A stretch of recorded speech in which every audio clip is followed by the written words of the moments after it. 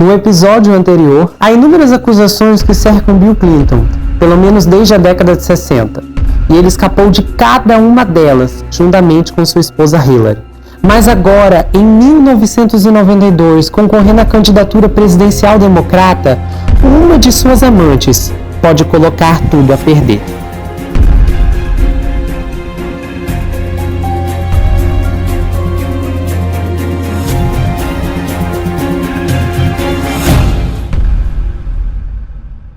No dia seguinte a essa entrevista, mediante a todas as negações que o Bill e que a Hillary haviam feito, a Jennifer Flowers fez uma coletiva de imprensa e eu vi um trecho, inclusive, dessa entrevista. E enquanto ela fazia suas afirmações, os jornalistas riam, eles gargalhavam, era uma falta de respeito em conjunto que me chocou muito. A maior parte da mídia amiga não queria que aquilo fosse verdade. Então eles atacaram a Flowers violentamente. E depois de todo aquele escarcéu que ela teve que enfrentar naquela coletiva, aí ela solta uma bomba.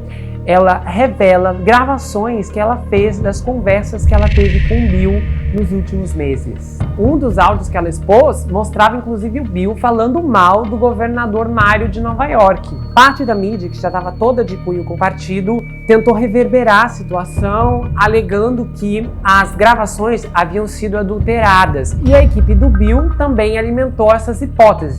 Então assim o nome do Bill ficou conhecido no país todo e ele conseguiu sair por cima da situação, porque quem acabou ficando desacreditada foi a Jennifer como uma possível amante ressentida e etc. Posteriormente, a casa da Jennifer foi invadida e também acabaram dando fim à vida do gatinho dela. A Jennifer culpou a Hillary por isso, disse que tinha certeza absoluta que a Hillary havia contratado capangas para que assustassem ela, para que ela se afastasse da história, para que ela ficasse calada e não falasse mais nada. Curiosamente, ouviremos ainda muitas pessoas fazendo acusações parecidíssimas para a senhorita Hillary. Posteriormente, alguns funcionários da campanha confirmaram algumas das acusações da Jennifer de que a Hillary sim havia liderado um movimento para desestabilizar a Jennifer e que toda vez que a Hillary mencionava a Jennifer, ela usava a palavra lixo para descrever essa senhora. Lembra daquela amante recorrente, Dolly, lá do comecinho da história? Pois é, mediante o escândalo da Jennifer, o Bill pôs um ponto final no relacionamento que ele tinha com a Dolly. O que aconteceu? Em janeiro de 92, logo depois do escândalo ter explodido, a Dolly ligou para o Bill para dizer que uma repórter estava escrevendo uma história sobre ela e que de alguma forma tinham descoberto do caso deles. Só que quem acabou atendendo o telefone foi a secretária do Bill. Então ela repassou todas essas informações e pediu à secretária para informar o Bill que ela gostaria de um retorno. E para surpresa da Dolly, ela recebeu sim um retorno do seu próprio irmão que estava trabalhando na campanha do Bill. E ele ligou para ela e disse: olha, o Billy, como eles chamavam, tá com medo de falar com você porque ele pensa que todos podem fazer gravações de suas conversas, assim como a Jennifer Flowers havia feito. E o irmão dela disse o seguinte: nós achamos que você deveria negar a história. E se você cooperar com a mídia, nós vamos te destruir.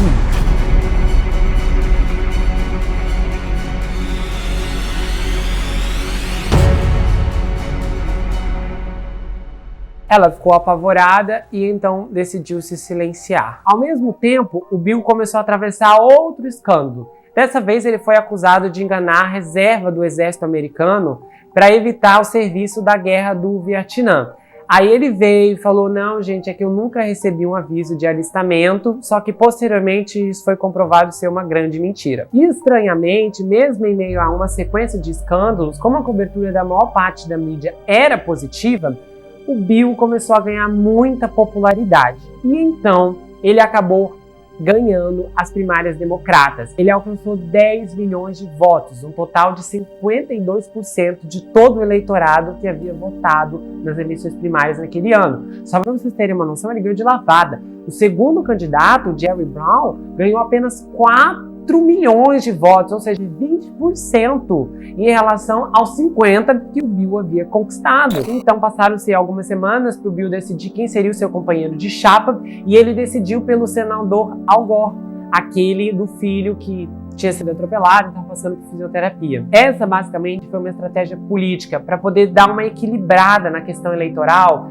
porque o Bill era um candidato do Sul e o Al Gore era um candidato do Norte. E também isso poderia equilibrar algumas questões dentro do partido. Por exemplo, o Bill era mais fraco em questões externas e ambientais, diferente do Al Gore, que já tinha essa força toda desse lado ambientalista. E aí, o Bill e o Al Gore começaram com um discurso completamente surpreendente. Eles passaram a se denominar como centristas, dizendo que queriam promover uma mudança geracional. Nós já vamos falar mais sobre isso. Nesse meio tempo, surgiu uma outra acusação em cima do Bill. Mrs. Fisher, que era comissária de bordo no avião do Bill, relatou o seguinte: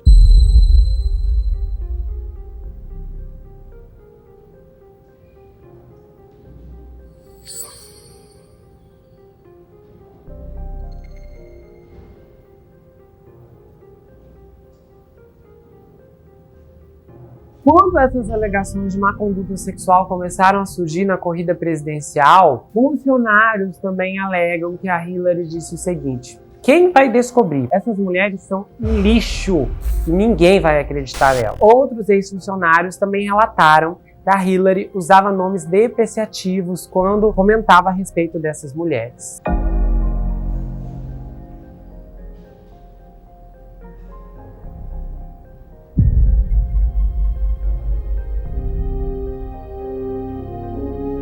E como eram muitas mulheres, muitas acusações, e uma pessoa conta para outra, que conta para outra, que conta para outra, e aí todo mundo fica sabendo, aquela Elizabeth Grayson, que tinha passado uma noite com Bill lá em 1983, o nome dela também vazou para a imprensa e começaram a questioná-la se de fato ela tinha tido algum caso com o Bill. E ela começou a receber telefonemas da campanha do Bill, alguns eram amigáveis, outros eram bem ameaçadores, e ela foi instruída a negar o caso. Um diretor de cinema chamado Harry Thomason vai aparecer na história novamente daqui a pouco. Ele era um best do Bill, já muito envolvido ali na campanha e tal. Ele então ligou para o agente da Elizabeth Grayson, que se chamava Mike Cantor, e eles se sentaram para conversar e o Thomason fez a seguinte proposta. Ele instruiu o agente a orientar a Elizabeth a negar tudo sobre o caso e procurar se afastar dessa polêmica, porque ele faria as portas se abrir para Grace. E o agente dela concordou e ele fez esse acordo silencioso sem a Grace saber. Então ele a instruiu a se afastar da polêmica, olha, isso vai ser bom para sua carreira e tal. Ele deu uma manipulada e ela nem imaginou, mas a partir daí as portas começaram a se abrir. Ela começou a ganhar trabalhos de atuação que eram muito bons, ela recebeu uma oportunidade para fazer uma minissérie até na Croácia. Ela foi chamada para fazer comerciais até aqui no Brasil e em vários lugares do mundo. Como ela começou a ganhar papéis de séries, papéis que eram duradouros, ela imaginou, poxa, enfim reconheceram meu talento, reconheceram minha capacidade como atriz. Posteriormente, ela viu o quão ingênua ela estava naquela época.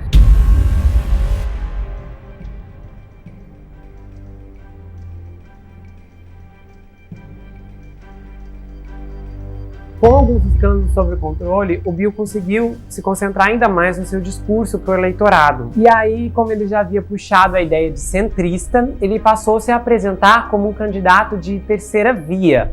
Mas ele não estava no partido de terceira via, era uma oposição disfarçada. E ele se denominou um novo democrata. Isso deu polêmica até mesmo no próprio partido. E na esteira da queda dos índices do presidente George Bush, a mídia simpatizante, ela entrou para fortalecer agora que ele já era um candidato principal e que tinha uma vantagem, considerando que o Bush estava em queda livre. Bill foi chamado para aparecer em programas de televisão. Então, por exemplo, ele participou do The Arsenio House Show numa quarta-feira de 92. Ele tocou saxofone e isso começou a promover essa abordagem de terceira via, de passar ele como um candidato que era mais moderado, poderia trazer ideias de ambos os partidos, republicano e democrata. E aí, no meio disso, surgiu uma outra polêmica, mas essa polêmica não atrapalhou em nada, pelo contrário, só beneficiou. O Washington Post fez uma investigação e acabou descobrindo que o Bill tinha um irmão que ele nem sabia que existia, e esse rapaz também nem fazia ideia que era irmão do candidato à presidência. Então eles se conheceram pela primeira vez naquela época, com as câmeras cobrindo tudo, é lógico,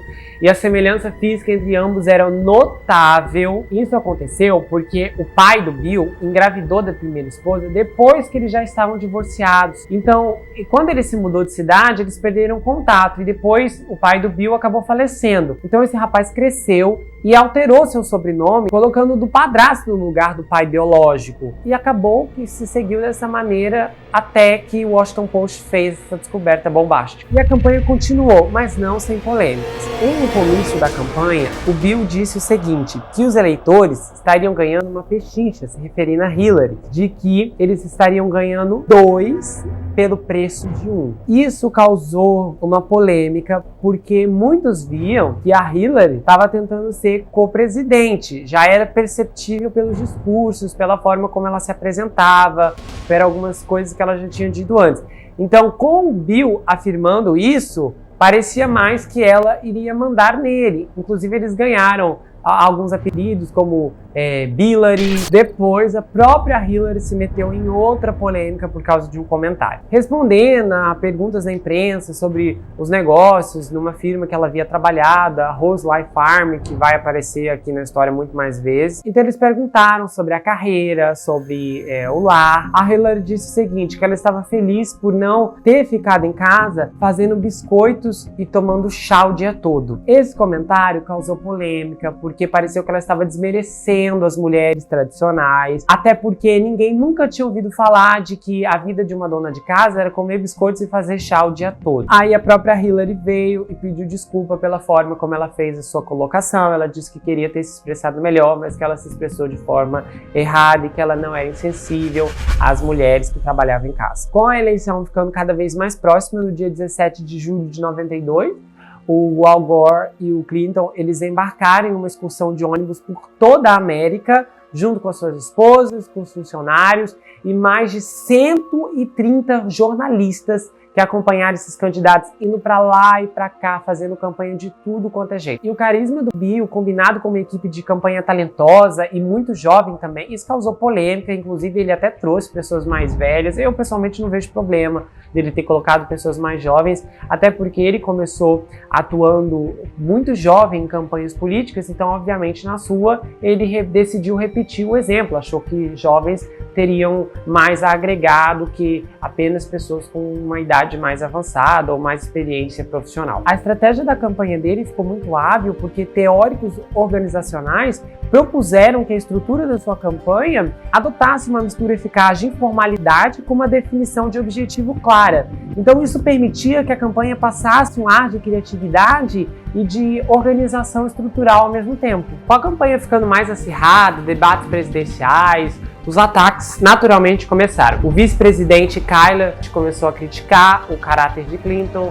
Ele destacou as inúmeras acusações de infidelidade que já haviam aparecido, a questão do recrutamento, que ele havia mentido. E a campanha do Bush também enfatizou os seus diversos sucessos de política externa, como a tempestade do deserto, o fim da Guerra Fria, sem contar que também foi mencionado a falta de serviço militar do Clinton e que isso poderia refletir na expertise em lidar com política externa com outros países. No entanto, como a economia era a questão principal para qualquer eleitor, todos esses dados, esses sucessos, essas vantagens que o Bush apresentou eram irrelevantes, ao contrário do que o Bill estava apresentando, dizendo que traria uma restauração na economia e um plano de saúde de graça, e entre outras coisas. O discurso do Bill, à primeira vista, era mais palatável. Mais especificamente, até que o Bush ele tinha uma questão de eleitores consolidados. A gente vai ver aqui no resultado que eu vou explicar para vocês o que aconteceu. Já na reta final, uma outra polêmica explodiu para o Clinton. Tinham descoberto que ele havia usado drogas. E aí, como ele não tinha como negar, ele disse o seguinte: ele realmente pegou a substância, mas ele não inalou, ele só fingiu que estava fumando. Mas em 3 de novembro, o Bill Clinton venceu a eleição para servir como 42º presidente dos Estados Unidos, por uma ampla margem no colégio eleitoral, recebendo 43% do voto popular contra 37,4% do Bush e 18,9% do terceiro candidato Perot. Foi a primeira vez desde 1968 que um candidato com menos de 50% do voto popular tornou-se um presidente. Em outras palavras, o Bill era um presidente minoritário, que ele foi considerado um vencedor minoritário. Aconteceu que, como o partido estava decepcionado com Bush e uma parte dos republicanos, eles decidiram abraçar o discurso do terceiro candidato, o tal do Perot. Então, 19% das pessoas que votaram no Perot basicamente eram republicanos, que na verdade a maior parte do eleitorado do Bush se recusou a ir para o Clinton e eles foram para o Perot. Se não tivesse tido essa decepção, esses 19% permaneceria com Bush e assim ele teria vencido a reeleição. A eleição do Bill encerrou uma era em que o Partido Republicano controlava a Casa Branca por 12 anos consecutivos e por 20 dos 24 anos anteriores. A eleição também trouxe aos democratas o controle total dos ramos legislativos e executivo do Congresso Federal, incluindo as casas do Congresso dos Estados Unidos e da presidência pela primeira vez desde a administração do último presidente democrata, Jimmy Carter. No total, o Bill conquistou 44 milhões de votos, enquanto George Bush conseguiu 39 milhões. E o Henry Perot abancanhou 19 milhões de votos. Foi a única vez na história de uma eleição que um candidato independente teve tanta força no meio de uma corrida eleitoral. Jamais um histórico como esse se repetiu. No dia 20 de janeiro de 1993, Bill Clinton é empossado como 42º presidente dos Estados Unidos. Já de cara, a secretária da Hillary informou à imprensa que ela continuaria se chamando Hillary Rodham Clinton e que esse era o nome dela, então que não era para ela ser referida apenas como Hillary Clinton. A seguir, ela recebeu um escritório na ala oeste da Casa Branca. Nunca antes uma primeira-dama teve tal status na administração do seu marido, era a primeira vez, eles chegaram para fazer história.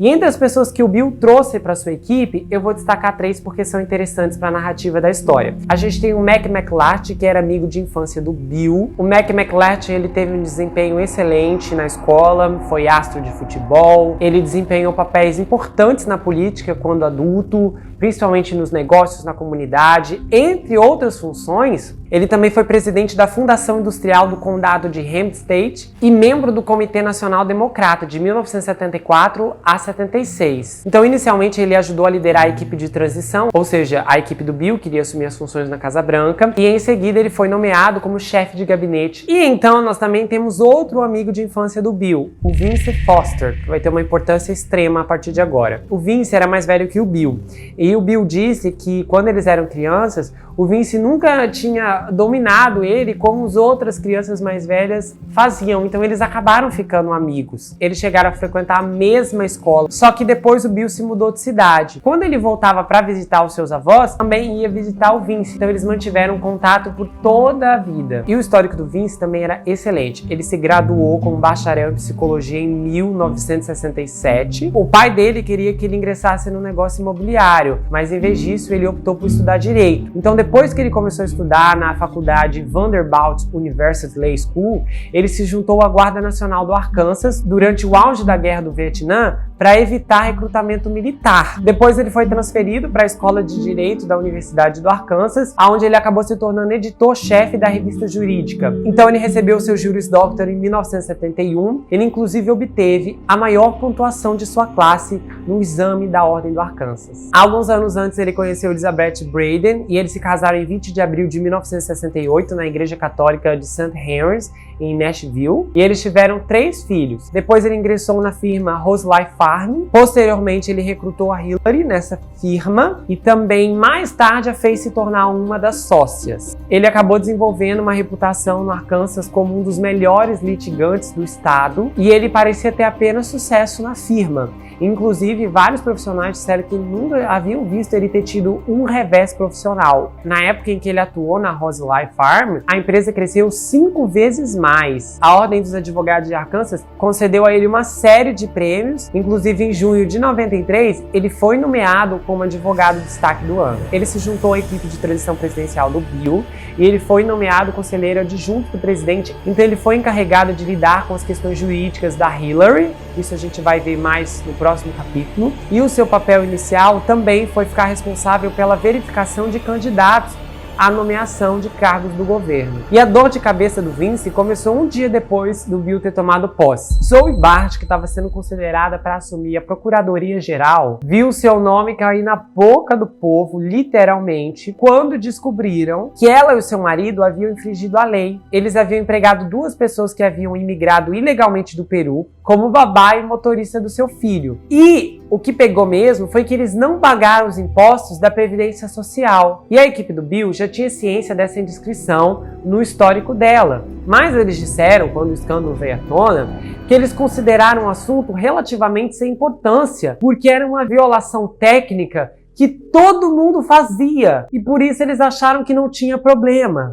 Eles disseram exatamente isso que eu acabei de dizer. A notícia provocou uma tempestade de opinião pública. A maior parte contra a Zoe, principalmente por alguns pontos que foram levantados. Ela ganhava 500 mil por ano, mas o salário do marido resultava num total de 600. Então, por conta já do contexto, da recessão, do início da década de 1990, isso fez com que ela se tornasse uma figura antipática por não estar pagando seus impostos. Além disso, ela e o marido eram ricos o suficiente para pagar por creche, mas em vez disso eles pagaram aos cordeiros, no caso o casal imigrante, $250 semanais, o que era bem abaixo do salário mínimo na época.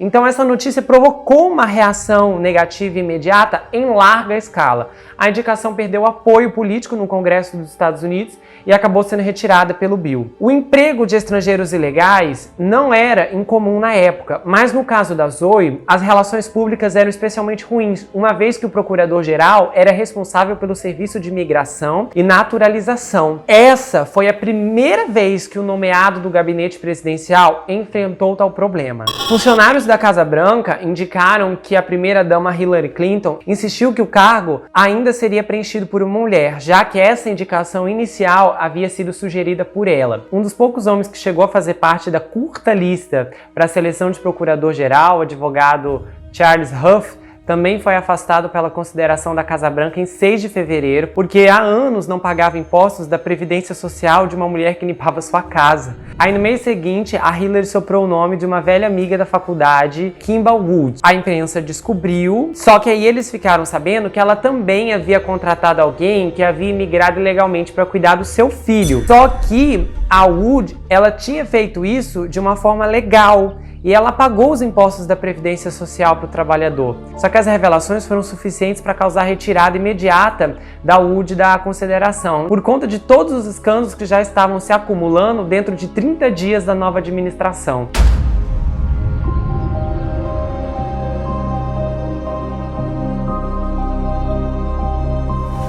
Esse assunto resultou em uma desaceleração das contratações para todos os cargos e gerou até uma questão que ficou na linguagem dos americanos durante muitos anos, que assim, você tem um problema como Zoe Bard, que significava se você tinha algum imigrante que você não pagava adequadamente, que não era legal. Aí depois, finalmente, o Bill escolheu uma promotora estadual, que foi empurrada por um dos irmãos da Hillary, foi a Janet Reno, que foi confirmada e cumpriu todos os 8 anos de governo. Só para vocês terem uma noção, essa confusão toda fez com que o Bill experimentasse os maiores índices de desaprovação no início de qualquer presidência. Houveram outros escândalos com indicados, isso acabou resultando em um problema dentro do próprio partido. Todo esse escândalo ficou conhecido como Nannygate. E por último, que fez parte da equipe de transição do Bill, foi o Bernard Nussbaum. Esse homem foi quem apresentou o Bill e a Hillary na biblioteca em Yale. Ele também foi chamado como advogado principal e conselheiro da equipe da Casa Branca. E então designaram Linda Tripp para atuar como secretária assistente do Bernard.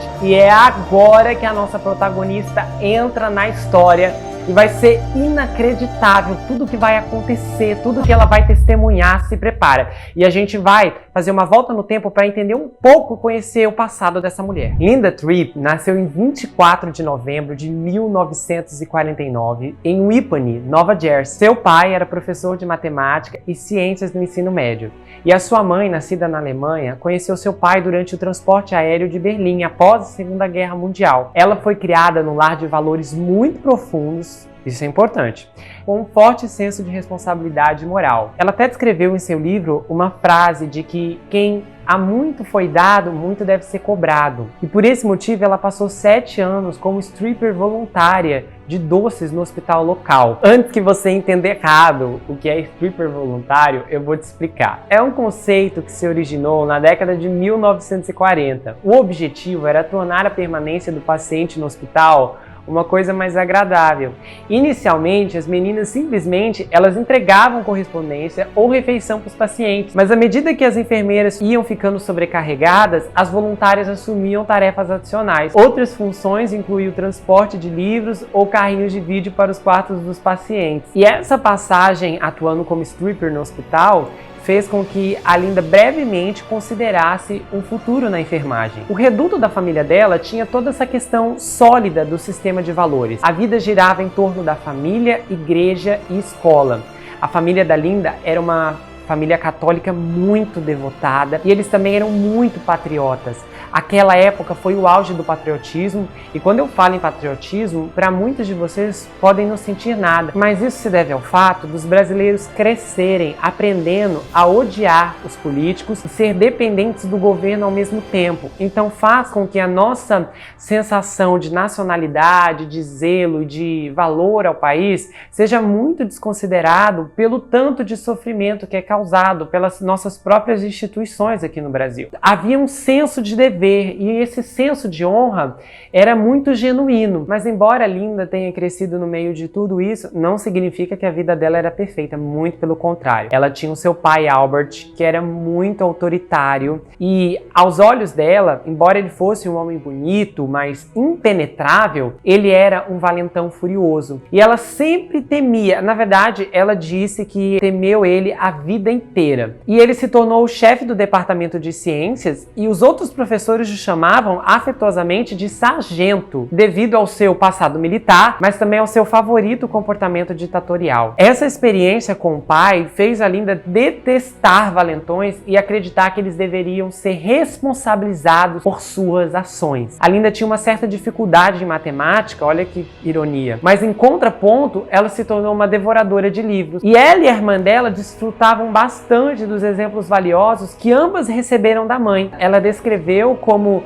uma mulher portadora de uma bondade lendária. Literalmente era uma mulher incrível, um modelo de razão pelo qual ela sobreviveu à infância, por passar a questão mais dificultosa com o temperamento do pai. A mãe da Linda escapou da Alemanha e se tornou uma cidadã naturalizada. Então isso ajudou a penetrar ainda mais profundo toda a questão de como ser um cidadão americano era uma coisa especial.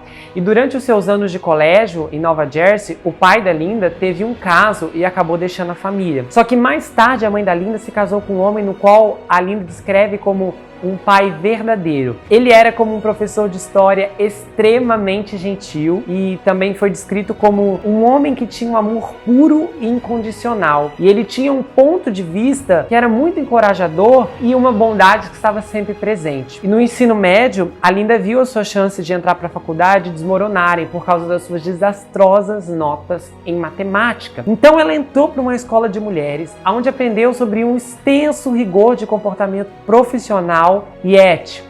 Isso vai fazer muito sentido depois, vocês vão ver. Em 1968, logo após ela se formar, a Linda conheceu Bruce Tripp. E nessa época, era o pico da guerra do Vietnã. E o Bruce se recrutou, como quase todos estavam fazendo. E em 1970, ele se tornou tenente. E em 1971, após voltar do Vietnã, ele pediu a Linda em casamento. E a cerimônia foi realizada em outubro, no Havaí. E assim ela se tornou Linda Tripp. De cara, Linda amava o trabalho do marido por conta de toda a reverência que ela tinha pela bandeira e pelo que a bandeira representava. E a carreira do Bruce acabou levando eles a muitas viagens, diretamente por 20 anos seguidos. E cada chance que ela tinha, em cada oportunidade, ela encontrava um emprego no mundo civil, apoiando militares. Então, as transferências militares eram infinitas. Inclusive, eles chegaram a atuar na maior base militar do mundo, em Fort Bragg, na Carolina do Norte. A nativa de Nova Jersey passou 2 décadas como secretária das Forças Armadas, seguindo seu marido do exército ao redor do mundo. E em 26 de abril de 1975 foi quando Ryan Marshall Tripp fez sua primeira aparição. O primeiro filho da Linda nasceu. E o outro, mais tarde, seria sua irmã, em 1979, Alison Mary Tripp, que chegou em 25 de abril, enquanto o irmão, Ryan, tinha nascido em 26 de abril de 75. Mas eles continuaram se amando e ela declarou em seu livro que ele era um excelente pai e avô. Nessa época, eles residiam em Maryland, que era próximo a Washington DC. E a Linda, como ela era um funcionário público de carreira e como ela queria muito retornar seus serviços, ela aceitou um trabalho de baixo nível para não perder o time. Ela acabou conseguindo um emprego no Pentágono. E em abril de 1991, ela passou a atuar também na Casa Branca.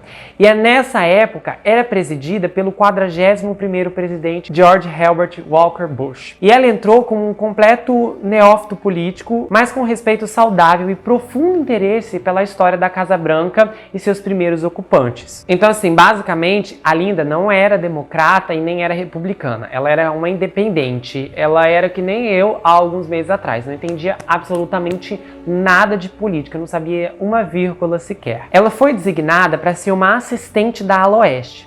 E ser uma assistente simplesmente significava que ela preencheria funções de apoio onde fosse necessário por lá, em apoio ao presidente e aos seus conselheiros seniores. Então ela poderia fazer tarefas como atender o telefone, anotar recados, o que já seria maravilhoso para ela, principalmente naquela altura da vida dela. A contratação dela não teve nada a ver com política, porque ela foi contratada para trabalhar para a Casa Branca. Eu já vou explicar como esse processo funciona. O treinamento aconteceria na unidade de correspondência, que ocupava um grande conjunto de escritórios no térreo do Old Executive Office, é mais ou menos o OEOB, agora é chamado de War Executive, alguma coisa assim. E esse era um antigo edifício com muitas janelas altas, com vista para a avenida executiva da Casa Branca, então literalmente dava para ver a Casa Branca do outro lado. Então o OEB fica do outro lado da West Executive Avenue, da ala oeste. Enquanto a ala oeste está anexada à Casa Branca, a OEB também é considerada parte da ala oeste. Após a chegada da Linda, sua primeira tarefa foi começar a preencher a enorme papelada complexa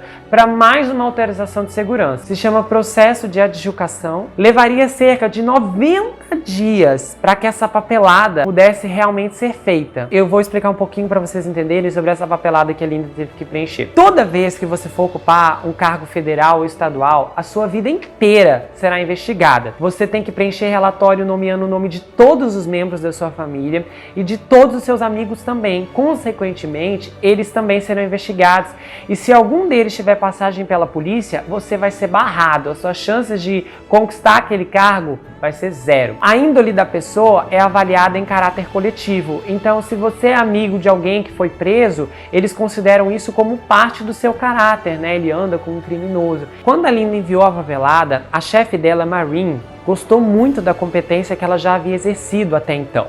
Então ela fez uma proposta inimaginável e aqui já começa as reviravoltas. Isso mudou toda a trajetória da Linda. Mudou tudo. Porque o que acontece? A Linda poderia ser responsável para trabalhar como assistente no OAB até a autorização de segurança chegar. Nesse caso, ela atuaria com os funcionários de relação midiática do presidente. E ela explicou que, embora os assistentes fossem exclusivos da ala oeste, ela era destinada a apoiar a equipe do presidente. Ela poderia abrir uma exceção para Linda. Um dos pontos que fez ela considerar a Linda para essa vaga foi a total inaptidão que a Linda teve para aprender a fusão complexa da maquinação de computadores. Nós estamos falando da década de 90.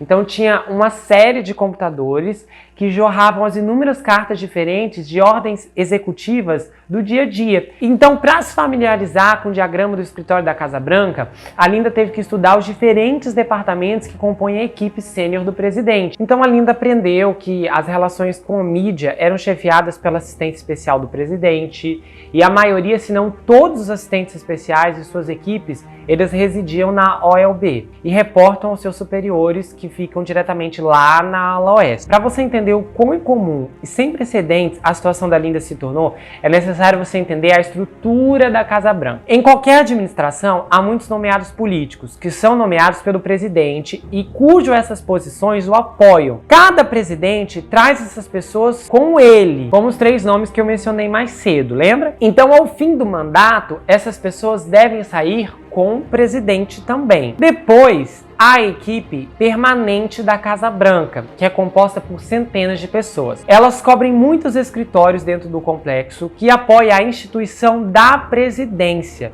E a Linda caiu nessa categoria. Além disso, a qualquer momento também há funcionários de agências governamentais em vários departamentos, tanto militares como civis. Essas pessoas estão temporariamente atribuídas para a Casa Branca e são conhecidas como details. Elas permanecem em suas listas de origem, no caso as agências de onde vieram para fins de pagamento, enquanto atuam na Casa Branca por um período de tempo determinado. Todos os funcionários da Casa Branca, independente da nomeação política ou não, o detail, servem à vontade do presidente.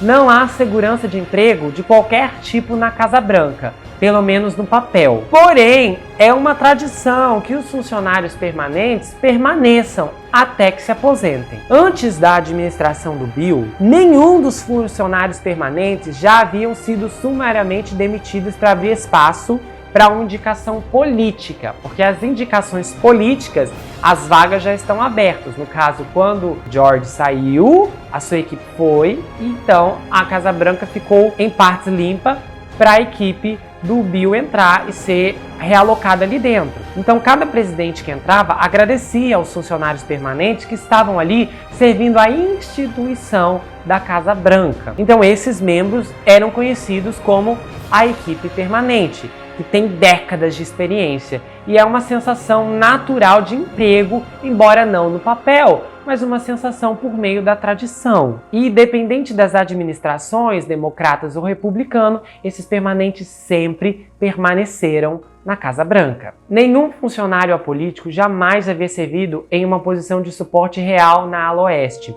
Nesse caso, pessoal, a ala oeste ali é a equipe íntima do presidente. Então, são nomeações políticas. Certamente o caso da Linda, totalmente excepcional, porque ela veio nas duas administrações, e ainda administrações de partidos diferentes. Então, por isso a história dela é completamente inédita, porque isso jamais aconteceu até então e tão pouco se repetiu posteriormente. A situação da Linda também era diferente por vários motivos. Ela permaneceu na folha de pagamento como assistente correspondente, mas foram-lhe oferecidos e aceitas posições e promoções que tecnicamente eram de nomeações políticas. Então, quando ela foi contratada pela primeira vez como funcionário público apolítico na unidade de correspondência, um dos pontos mais convincentes transmitidos repetidamente para ela foi que ela estava sendo contratada para apoiar a instituição da presidência e não o titular. Então, não haveria qualquer tipo de apego ou apoio político, mas sim a instituição, Casa Branca, Presidência, Estados Unidos da América. Então ela fez todo um juramento. Existem nomeados políticos para apoiar o presidente em exercício, estamos aqui para apoiar a instituição da presidência, e além desse juramento, eu declaro toda a minha lealdade à instituição da presidência, primeiro, último e sempre. É um discurso muito lindo. Por exemplo, a Linda conheceu correspondentes que trabalhavam lá desde a época do Kennedy. Então tinha muitas pessoas que serviram vários presidentes. E era uma sensação de família, porque eles estavam numa espécie de união, com os mesmos objetivos institucionais. E a equipe permanente da Casa Branca, na época, ela consistia em centenas de pessoas que trabalhavam nas mais diversas funções e trabalhavam muito duro, como correspondência e viagens, bem como eletricistas, curadores, pessoal da residência, pessoal da limpeza, telefonistas, equipe do jardim, floristas, equipe da cozinha, equipe da unidade de presentes, fotógrafo, enquadrador. Tem uma lista infinita de funções que fazem parte dessa equipe permanente. E ela era comprometida em fazer a Casa Branca funcionar corretamente. Era praticamente um exército invisível de abelhas operárias que não são exatamente reconhecidas, não saem na mídia, são pessoas que estão ali para fazer o seu trabalho e exercem durante muitos e muitos anos. E para Linda, ali no governo, conforme ela foi aprendendo, a política para ela continua indiferente. Ela nunca se ligou aos partidos ou então às ideologias, para ela sempre foi sobre o certo e o errado. E no governo Bush, ela entrou então para o escritório de relações da mídia.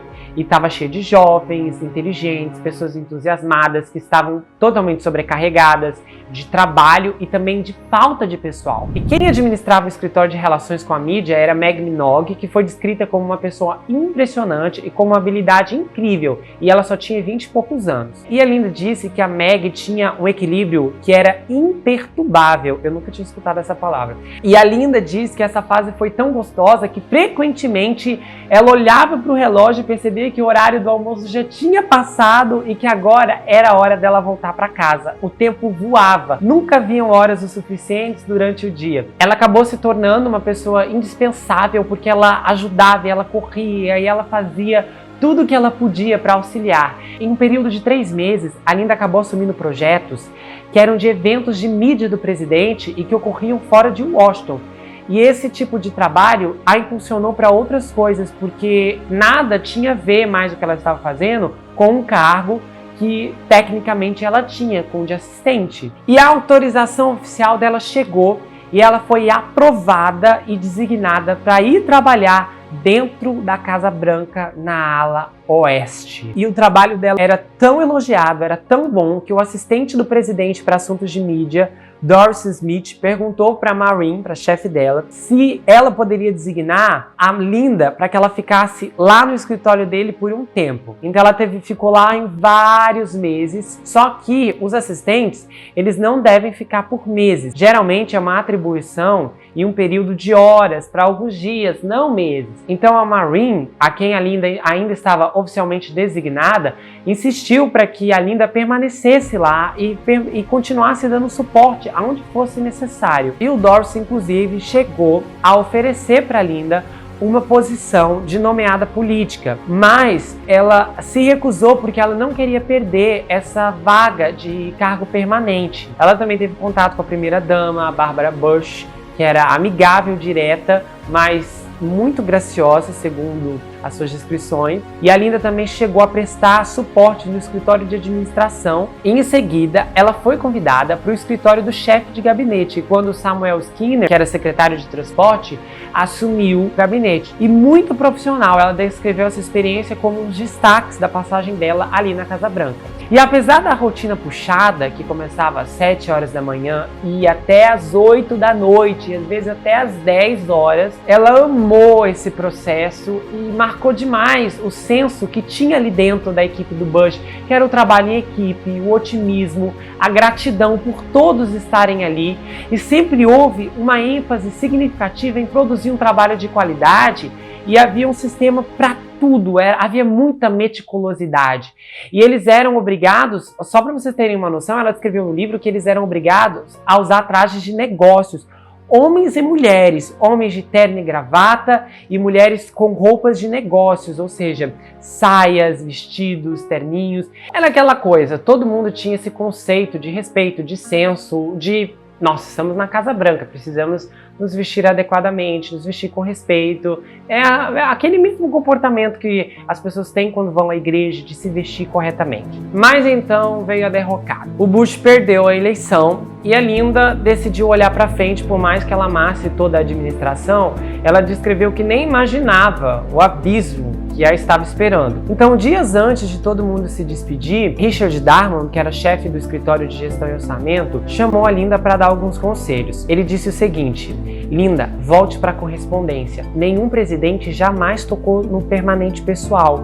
Então você vai ficar segura se você voltar para lá, você não vai perder seu trabalho. Porque se ela permanecesse ali na ala oeste, eles iam concluir que ela era uma funcionária de nomeação política e iriam mandá-la embora. E aí a Linda continuou oferecendo suporte dentro da Casa Branca, de departamento em departamento, até onde pôde. Quando o Bill assumiu, no dia da posse, a Linda estava de férias muito esperadas, inclusive. E nesse período a Linda aproveitou para descansar, para passar um tempo com os filhos dela. Ela até chamou os pais para vir visitá-la. Ela chamava o padrasto de pai, tá? Só que as férias da Linda duraram muito pouco. Logo após a inauguração, a Linda recebeu um telefonema da Maureen. E a Maureen estava tão surpresa quanto a Linda se sentia enquanto ela ouvia o que a Maureen estava dizendo ao telefone.